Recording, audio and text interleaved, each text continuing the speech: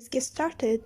Hey guys, welcome back to English lesson. Today we're gonna talk about the meaning of some phrases in a very simple conversation. Speaker 1, I need to buy some fall clothes. I need to buy some fall clothes. Speaker 2, your clothes is overflowing. Your clothes is overflowing. Fall clothes. Another meaning, the clothes for autumn. Closed, your cupboard, your locker. While overflowing, it means it overfull and not empty at all. Overflowing, full.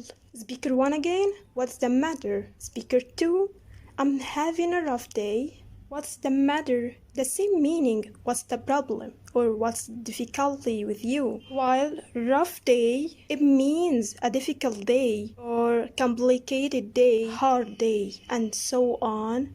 Thank you so much for watching my video. Don't forget to hit subscribe button if you're not yet subscribed.